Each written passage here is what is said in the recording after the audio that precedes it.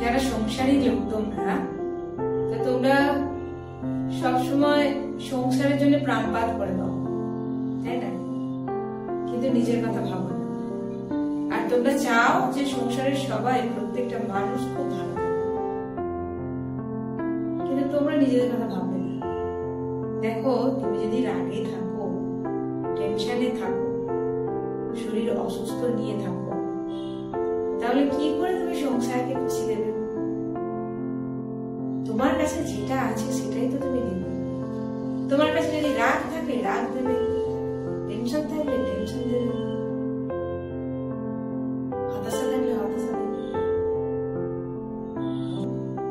সেজন্য তোমাকে কি করতে হবে, একটু নিজের দায়িত্ব নিতে হবে। তুমি যখন ভালো থাকবে, সুস্থ থাকবে, এনার্জেটিক থাকবে, তোমার পরিবারের সবাই তোমার কাছ থেকে অক্সিজেন পাবে এবং তারাও এনার্জেটিক থাকবে। তো এই জন্যে একটু মেডিটেশন, একটু প্রাণায়াম, একটু যোগা করতে হবে। এই নয় যে অসুস্থ হলে মেডিটেশন করতে হয়। তুমি আমার নাকটা বাজো রোজ, এরকম না যে মুখে গন্ধ হলে তুমি নাক বাজো, করো কি? করো না।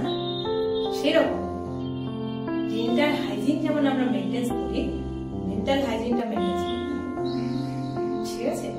আর কি, আমরা শরীরকে শুধু খাবার দিয়ে যাই, হ্যাঁ, শরীর সুস্থ থাক অসুস্থ থাক খাবার খেয়ে যাও, কিন্তু আত্মার জন্য আমরা কিছু করি না, মনের জন্য কিছু করি না। তুমি যে ঘরটাতে সব সময় রয়েছে, তোমার মনের ঘর, সেই ঘরটাকে তো একটু ধোয়া মোছা করতে হবে, পরিষ্কার রাখতে হবে। আর সেটাই হলো মেডিটেশন। মেডিটেশন করে